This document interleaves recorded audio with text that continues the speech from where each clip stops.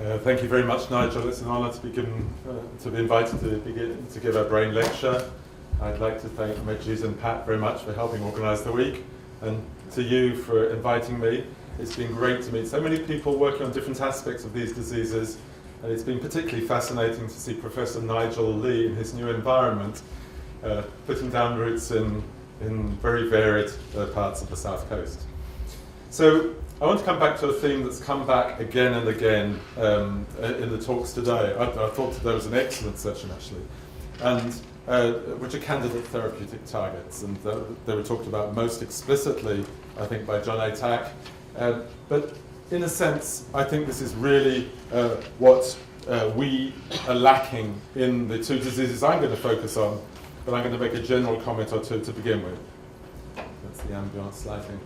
So what we can say, I think, if we want to symbolize either ALS or SMA, is that we have causal factors, some of which are known, and we've heard beautiful talks about those today, some of which this really links together everything that's non-genetic, and some combination of those. For SMA, mostly disease gene, for ALS, a mixture of the two, leads first to synapse dysfunction, to changes at the neuromuscular junction, which I mentioned and others have, and finally to cell death, and unfortunately in many cases, to death of the patient. And as John pointed out, what we really need to be able to go at these diseases are therapeutic targets, molecular events which, if we block them, will confer benefit. And it's likely that for the subset of the diseases that are linked to a gene, if we can modulate those in the right conditions, those will be real targets. But I think, so if we can remove the disease triggers, that's bound to be good, and we know that it is in some cases. But I think what we need to do as well, and we'll have to do when we don't know the disease triggers, is to find ways of preventing the downstream events. And these blue arrows here symbolize potential therapeutic targets at different points in the pathway. And so far, so good. But the bad news is we don't have a single name to put on any one of those, I would argue. So, echoing John's message, we need better targets. And so there are many ways of going at this, and I'm not going to go into them in detail. From our own point of view, the drug screening I showed you this morning, we think of as target discovery, finding mechanisms that can help change the disease phenotype in a positive manner. But for this brain lecture, I'm going to be focusing on, for ALS and for SMA, on, I would say, a single type of approach that we're finding to be quite fruitful. We know, and I'm going to show you in more detail for both motor neuron diseases, that although these are motor neuron diseases, some motor neurons are vulnerable. This is what causes the disease. But some, we've already heard that the oculomotor ones are resistant. And so we think two types of things. First of all, if we can understand the difference between these two, we'll have a better insight into the disease mechanism. But above all, if we can find ways of conferring the resistance of these neurons on those, then we would have a much stronger potential therapeutic approach than anything we've got at the moment. So then we can do that either by inhibiting the susceptibility of these ones or somehow activating resistance genes. So I'm going to talk only about ALS and SMA, but I think this type of concept has come up in several other talks today because it's a very general phenomenon in mouse mutants and human disease. So in Parkinson's, for instance, we know that the dopaminergic neurons of the midbrain are affected, but some populations of those are in fact extremely resistant. If we can know what made those resistant, we might have a therapeutic approach. And we've heard of this really exciting work here about the mice linked to enzymes involved in DNA repair and DNA damage, highly selective phenotypes, and maybe understanding why the vulnerable neurons are different from ones almost next door that are not affected could really give big insights into the mechanism and provide potential targets. So I'm trying to make the argument this is a general approach, but it's also a splitter approach. I think we need to go down to the cell-by-cell level to understand what's happening. So this talk comes in two separate parts. The first bit will be a story we're quite excited about in ALS, and related to MMP9. And then I'm going to come to a less complete story in SMA, but I wanted to talk about today because it relates potentially to DNA damage. And I want to be shut down in flames for the end of the meeting. So we know that clinically in ALS, and indeed in SMA patients, motor neurons are not equal. Whereas these lumbar motor neurons that innervate the leg, for instance, are highly vulnerable. If we look in a post-mortem case here of a healthy individual, well, died for other reasons, and ALS, we know that nearly all those motor neurons are gone. Whereas if we look in the oculomotor nucleus, which moves the eyes and which allows patients to use eye tracking software in good conditions, you can see that in the ALS, many of these motor neurons that you can just see as purple blobs at this resolution are still present. And we know that the patients do not suffer from incontinence, a silver lining to a very black cloud.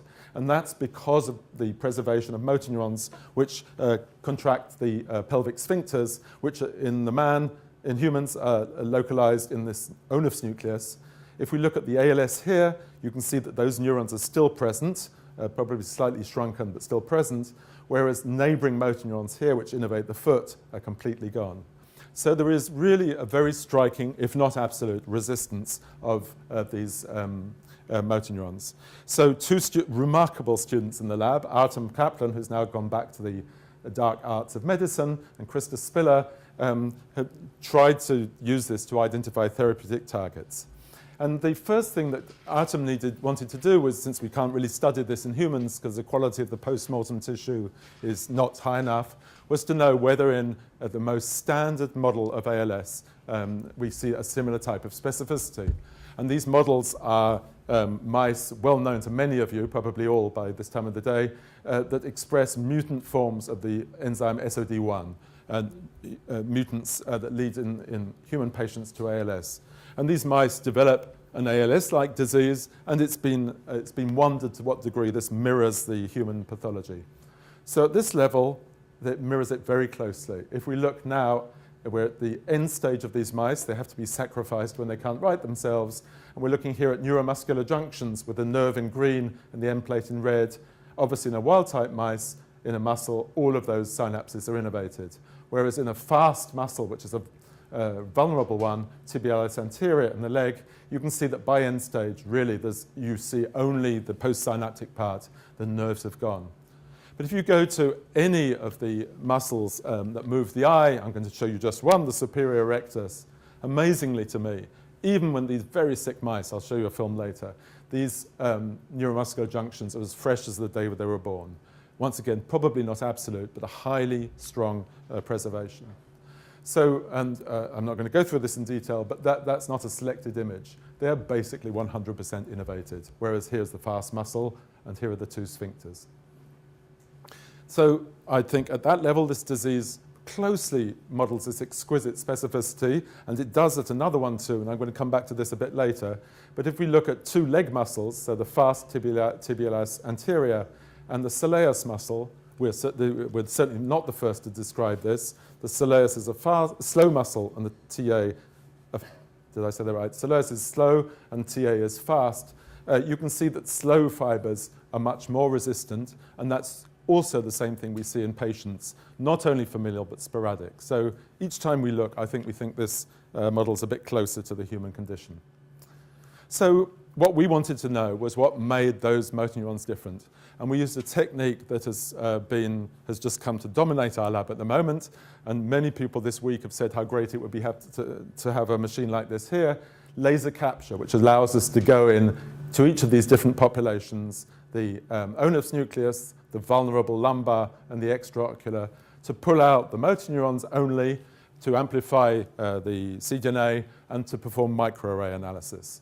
And Artem decided to do this not in ALS mice, but just in healthy mice, because we want to know what makes these neurons different. And he chose the age of postnatal day 7, because that's just about the age at which the first electrophysiological signs can be detected in an ALS mouse. And going into this study, he argued that these three populations, 2 resistant and 1 vulnerable, would have many genes in common. They're motor neurons, after all. And we thought that there may be a few genes that would be specific to function, like in the eye, or the sphincters, or the leg. The degree to which that is true still leaves me gobsmacked. These are neurons that we class together under the same heading. But if we look at microarray differences that are greater than 10-fold, many 60 or 70-fold between these populations. There are nearly 100 differences between oculomotor and lumbar, making them really totally different cell types in many ways.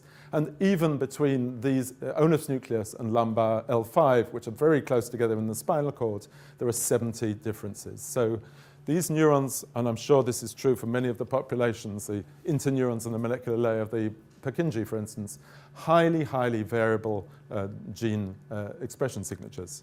So I think that's really a reminder, but it's hard to work with such gene numbers. And fortunately, Artem had planned this well so that we had two resistant populations. And so we could say that the genes that were co-regulated, that were on in the resistant ones, may have nothing to do with ALS, but they would at least be our prime candidates for potential ALS resistance genes, and correspondingly, those that are present only in the vulnerable motor neurons might be susceptibility genes.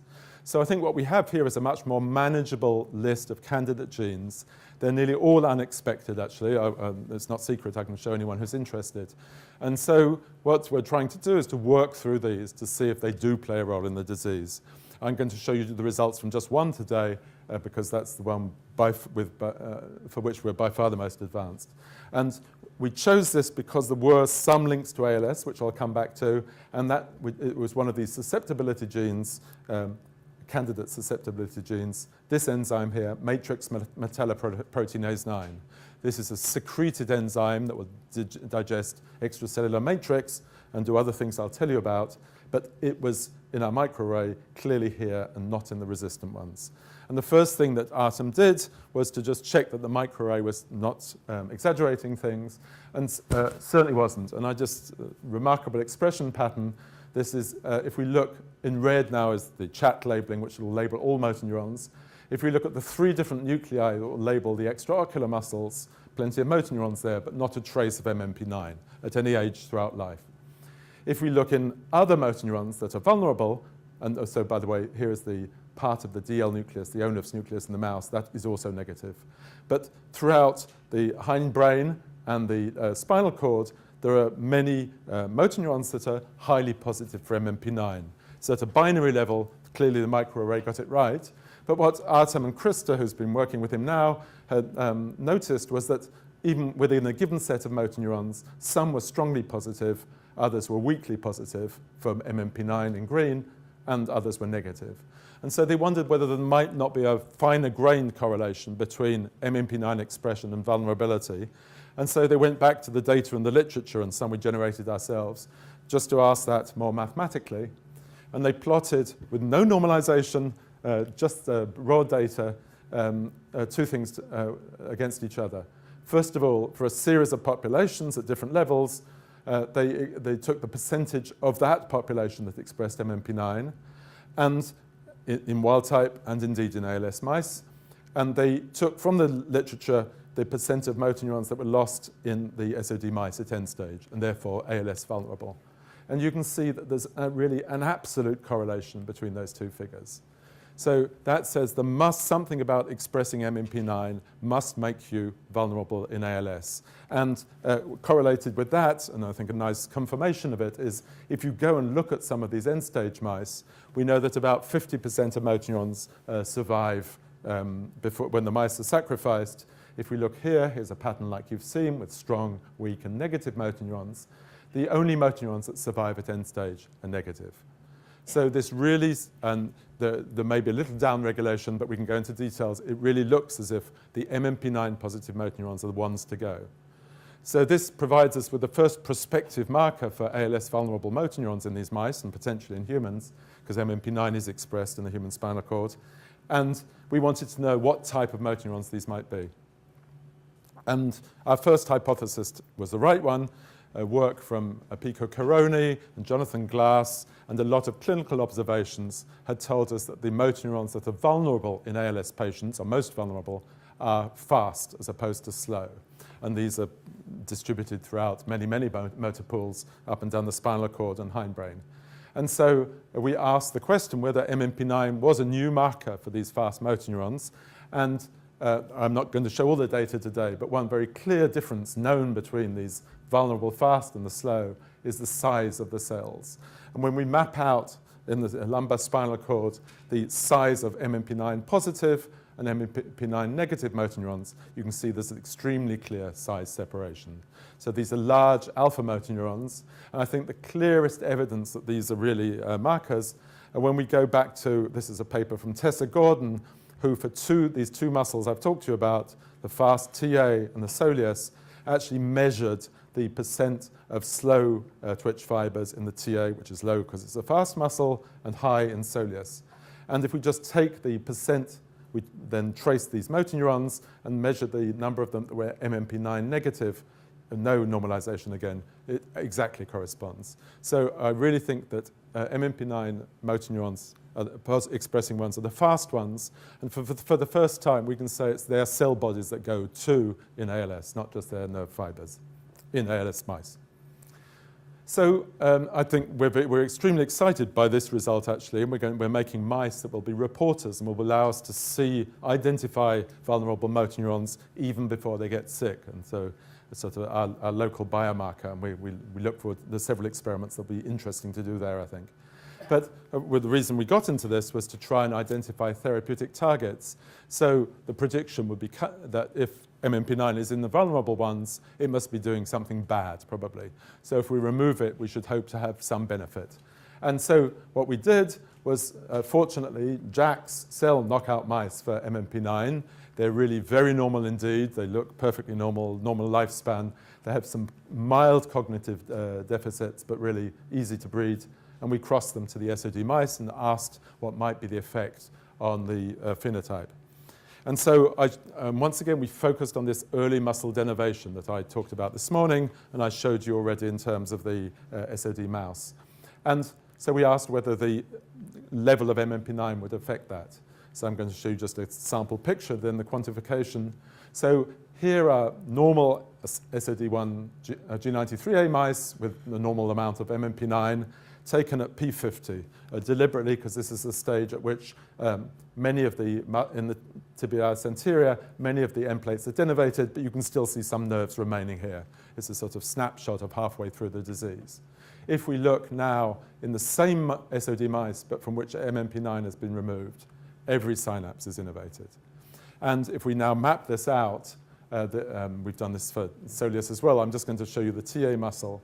The black curve shows you this. We knew this was an early denervated muscle. This is the first time it's been mapped out, but here's that very early massive denervation. If we remove MMP9, which is the red curves, we shift that curve 80 days to the right. By far the strongest effect that's ever been seen in these mice. And so that really says that MMP9 is absolutely important, not in the end, they will become denervated, but really important for this early denervation. And a really striking observation, I think, and I'll come back to that, is that even the hets for MMP9, so one copy of MMP9 still, are protected less, but still very significantly protected. Even that alone is the biggest effect that's been seen, I think. So we've looked at a lot of things in these mice. I'm not going to show you all the data. One type of experiment that we always do, and we've seen curves like this, is to look at the survival. And there too, the effect is really huge. This is 40 days benefit in the knockout, a 25% increase in survival, and once again the het has that effect. So I'm going to show you a film of the mice to summarize the other phenotypes, but I want to render unto Caesar what is due to Caesar, although it hadn't been rendered for a long time. Way back, for different reasons, Flint Beals group had crossed MMP9 mice to ASOD and reported results. They didn't do any of the workup, but they did show curves extremely similar to this. And that had been ignored, I think, for two reasons. One was that it was done in a mixed genetic background, which was certainly criticable. And the second was that our good friend Wyn Robrecht published almost at the same time, the same experiment on the same genetic background and got no effect. So I can't explain Wyn's results, but our results are so close to those of Flint Beal that I think we have to say that this is really the real result. And in Kevin Talbot's excellent, Turner and Talbot's review of the effects on SOD mice, apart from removing the disease gene, which is sort of interesting but a bit of a cheat, already this MMP9 effect was really the strongest on survival. So we believe that MMP9 is a really important potential target. I'm very wary of videos, but I'm going to show you 3 littermates now on a pure genetic background. This is the ALS mice. This is chosen at 150 days at the age of this is just when the mouse is about to be euthanized, so it doesn't suffer, but this is very typical of what an ALS mouse would look like at that age. Here is its littermate with no MMP9, so a real knockout, and it's really just very difficult, and all the functional tests tell us this. You can see it can grip with its hind limbs, it's normal, the weight's normal, it's groomed, and you can't really detect a difference at this point. It will die, I've forgotten exactly how much longer, but obviously on average about 40 days longer. This one I think lasted for even longer. And to show you the effect of the het, the film will happen. So we don't even do the writing test on a mouse like that. You can't put it down on its back. It's pretty happy. And here's the het, and you can see that there is some sign of pathology here, and it will die a bit earlier than the knockout. You can see that the hind legs are not completely normal, but it's well groomed, the forelimbs are very strong, and I think Chris is going to try and do a writing test now, and it's impossible to put on its back, so it's highly functional still. So by obviously when you have a mouse like that, by whatever parameter you measure it, it's looking good. So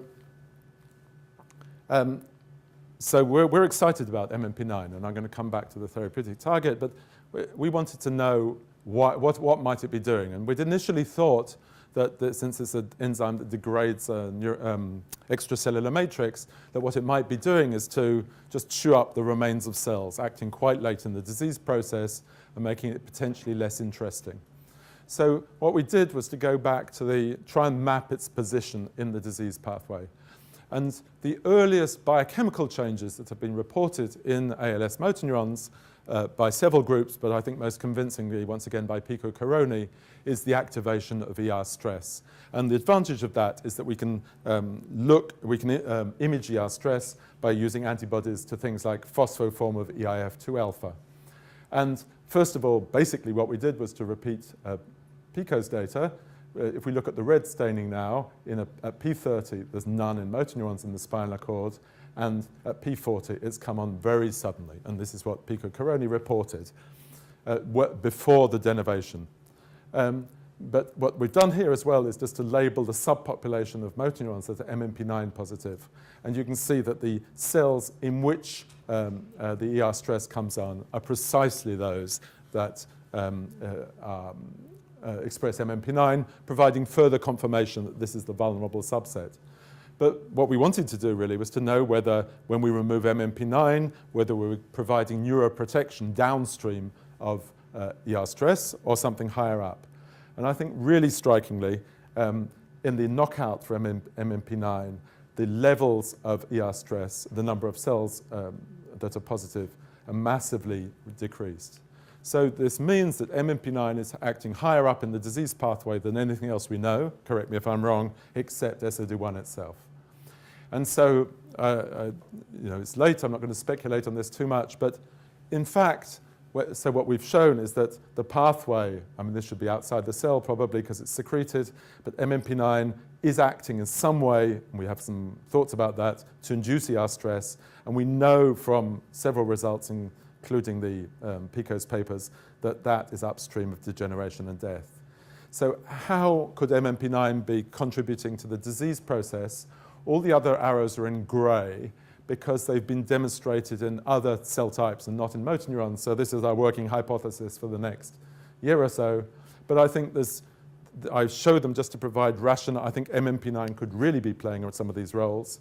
For instance, it's quite capable of triggering an excitotoxic loop. MMP9 activates integrins using a non-enzymatic mechanism, and I'll come back to that, which stimulate glutamate receptors, which generate a nitric oxide, which cleave MMP9, vicious excitotoxic cycle. MMP9 can cleave APP, and we know from the work of Mark Tessier-Levine and his colleagues that the N-terminal fragment of APP acting through DR6 can lead to axonal degeneration. MMP9 can cleave NG2, which is on oligodendrocytes, and there's emerging evidence that there's reduced myelination. So I think all of these mechanisms seem feasible. We're analyzing them in the SOD mice as I speak, because we're particularly interested in this nitric oxide production, because we've shown that there are motor neuron-specific pathways downstream of the fast death receptor which do generate increased NO in the mice. So that's just, it's not proof of these mechanisms, it's proof of this one, but I think it's just to show that there's now, I think, potentially really strong rationale for an early activity of this enzyme most of us had never heard of much before in ALS.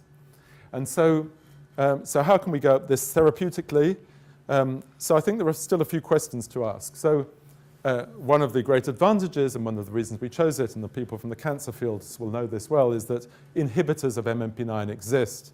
They didn't succeed for different reasons in cancer trials, but we're now testing those in the mice, because I think the first thing we need to know is whether the enzyme activity of MMP9 is necessary, because there are other well-documented mechanisms that require only protein-protein interaction. But once we've got that data, I think, and if Dr. Lee's at all interested in getting involved in this, there are MMP9 inhibitors out there to be used. We're looking for better ones that will go into the brain and so on, and we can discuss that. But I think this is a real way to think of going forward. One thing we're already doing with ISIS Pharmaceuticals is to use antisense oligos to knock down the MMP9, because obviously we won't make knockout humans, and we have no results at all with that, but that's publicly announced. Another way will be used to virus to do this, and I'm going to show you some data, or blocking antibodies. So it's a target for which we have at least 4 potential routes of intervention.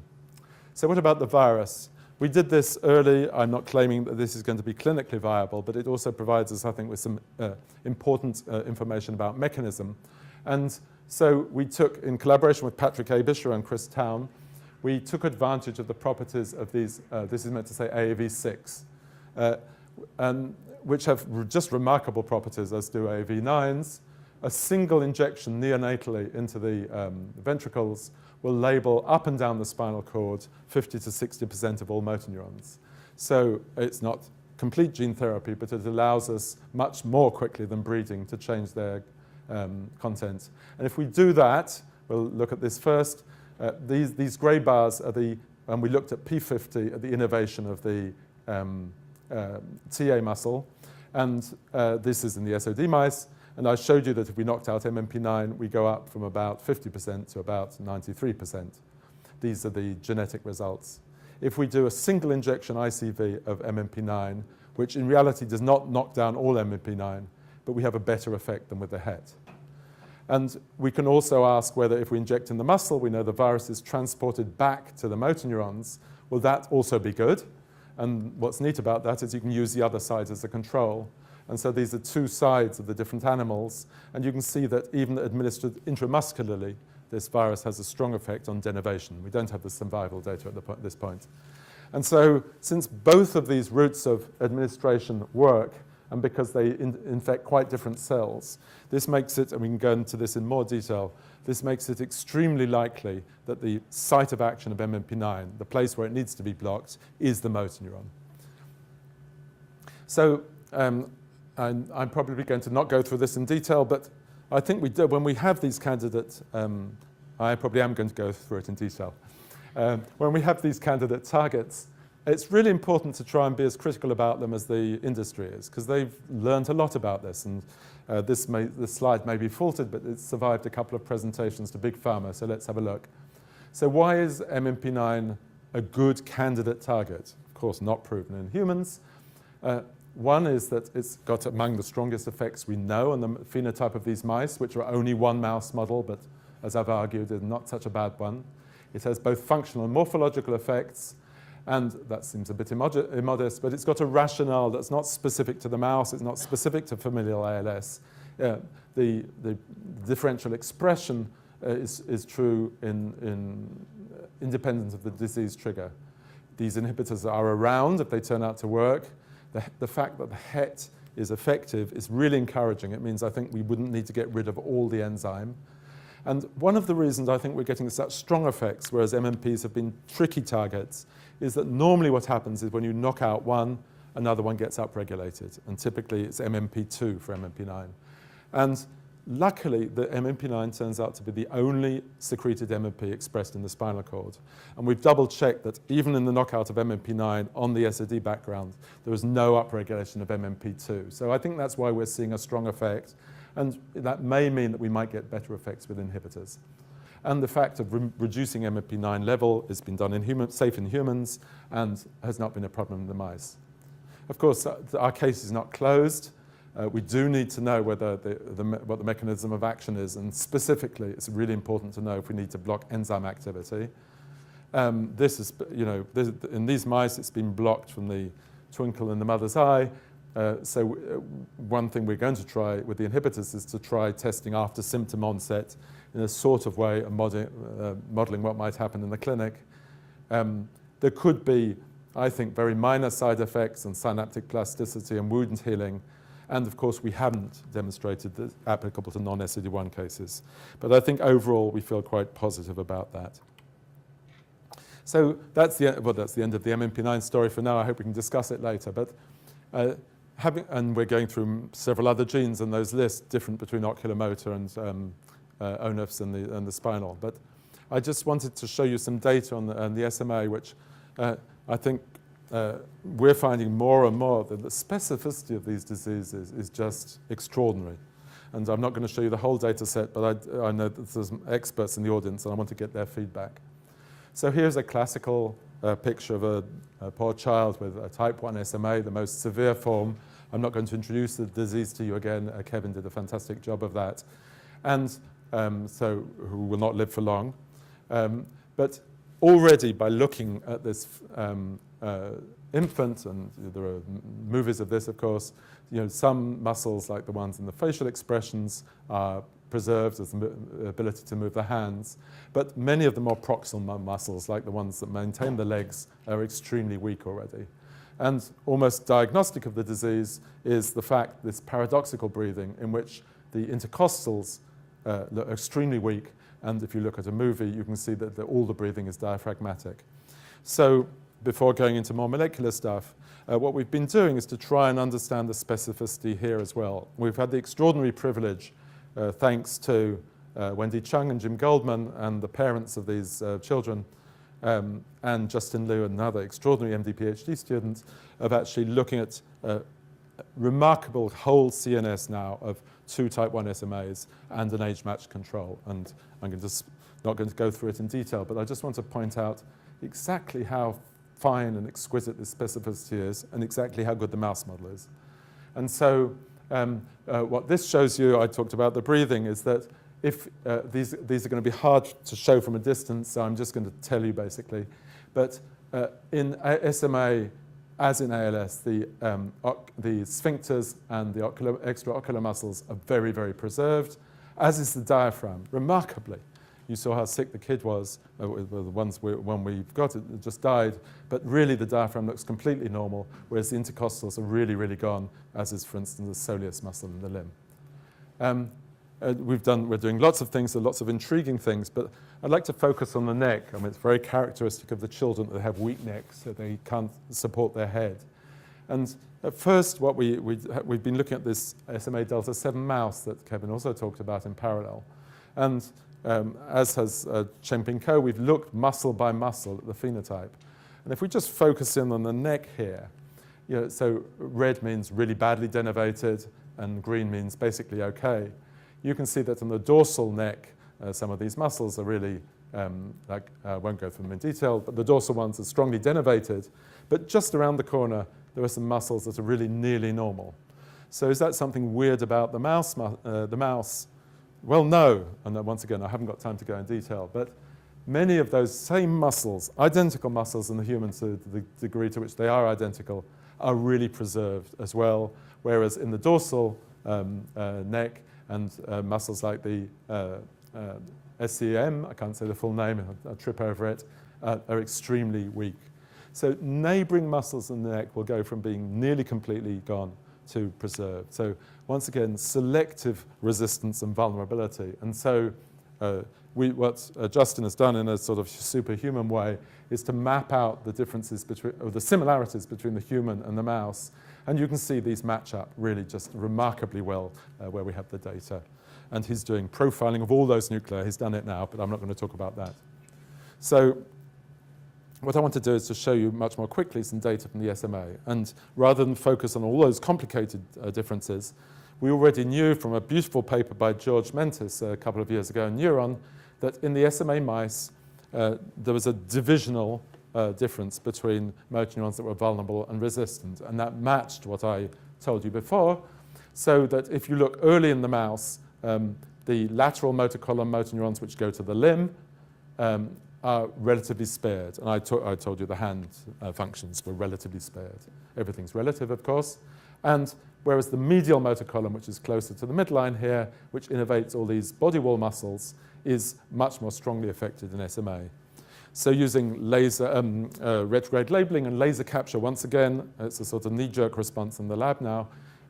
What we did was to ask, now comparing SMA and wild type, what were the gene changes that occurred here and what were the gene changes that occurred there in SMA?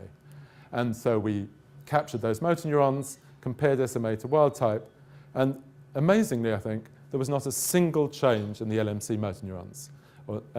One change, SMN, which is the gene which causes the disease, and proved to me that the postdoc had profiled the right neurons. Not changed at all. Whereas in this subset, the vulnerable subset, really splitters here and not lumpers, there are 80 gene changes. And so this is a different comparison from the other one. This is disease versus control. And once again, I'm going to skip over the details, but using many pathway analyses, the pathway that came out most of all was the one that's labeled P53. And so, which we've heard about from our DNA experts in the room, though they focused on other things. So we went back to the mice and said, well, can we find evidence other than this rather microarray-based approach for P53 activation? And you know that when P53 is activated, it goes into the nucleus. So what Yardai did all this work, did was to stain SMA mice and controls for, at an early stage before the motor neurons have died, for P53. And here's a spinal cord, one half of one. Motor neuron experts will recognize the lateral motor column and the medial motor column, and it's stained with chat, just so we can see the motor neurons. And if you compare the wild type with the SMA, you can see this screaming hot activation of P53 in these vulnerable MMC motor neurons, the ones that will go in the next couple of days. And indeed some activation here, though obviously that wasn't reflected in a transcriptional difference. And we know that this is functional because if we look at downstream reporter gene like response gene like P21, you can see that P21 has come on clearly here in the MMC and slightly less in the LMC. So P53 is the classical DNA damage response gene, is activated in these very young mice which have not been exposed to any stress as we know of, but it was there. So we asked whether we might have vulnerability of these neurons in a way that might be related to DNA damage. And to do that, we used different in vitro systems. Either we took primary motor neurons from the mice, or we took those ES motor neurons I talked about earlier, and we actually knocked down SMN in them to mimic the disease. And either way gives the same results. I think I'm going to show the one on the right, and I'll let you look at the one on the left. But what we did was to stress them with 3 different agents: hydrogen peroxide, camptothecin, or etoposide. And they look identical, so that's why I haven't reproduced them. But let's look at the peroxide. You can see that these 2 bottom curves are the motor neurons. If motor neurons are certainly normal motor neurons are certainly killed by hydrogen peroxide, but if we reduce the SMN levels, that curve is strongly shifted to the left. They become more vulnerable. They equally to camptothecin and etoposide. This seems to be motor neuron specific, because if we look at other cells in the culture, there's no difference. They are killed, they're more resistant, and SMN doesn't change it. So something about low SMN levels really confers vulnerability to these stressors. And of course, H2O2 in particular could be doing plenty of other things. So we wanted to know whether this was a P53 dependent phenomenon. And excuse me for not putting in all the controls, but I just want to go quickly. What we did was to take a series of these models. Everything here is exposed to the H2O2 for just 30 minutes and then counted a day later. And first of all, we showed that if we knocked down p53 using an shRNA that works very nicely, then this is the difference between normal levels of SMN and low SMN, so the SMA model. Then if we knock down the p53, that vulnerability was completely overcome. Similarly, if we take this small molecule, p53 alpha, and add in different concentrations, we can certainly overcome a significant part of the vulnerability. So we have a p53-dependent phenomenon in these neurons. And we've started discussing, it's been a very useful visit from that point of view, whether there might be DNA damage in these motor neurons, and we literally don't know that. So, but this allowed us to say, does changing p53 do something in the mice? And fortunately, these inhibitors, they're not perfect, but they're brain permeant. And so what Yao has been doing is to administer them to the SMA mice, starting at P0. And they have very real effects. They do not completely save the mice. I'm not going to show you a MMP9-like video here. But what we know is that these are normal wild-type mice which gain weight over the first few days very strongly. And this is the rather typical curve, I think, for the SMA mice. So very, very clearly, because you can't see the error bars here, there's a really strong effect on the weight gain and the general health of the mice. If you look here at P12, by which time the SMA mice are beginning to look really quite sick, that'll probably last another couple of days. Here's a wild-type control. You can see that the p53 treated are looking a lot better. And not shown here, just because it's the end of the day, the motor neuron death, which we can measure in the MMC, is completely protected by this. However, the mice are not completely cured. If you put them on their back, they cannot write themselves better. So what I think we're doing here, assuming that the p53 is really blocking all the p53, is that we're identifying a part of the disease phenotype, the motor neuron-related part, that is p53 dependent. And we know that in SMA, other circuits in the spinal cord are also involved. And I presume, our thoughts are that these are not p53 dependent, so we would have to do perform other treatments to overcome those and turn this very, very significant weight gain into a functional gain as well. And we had some extremely useful discussions about what those ways of doing that.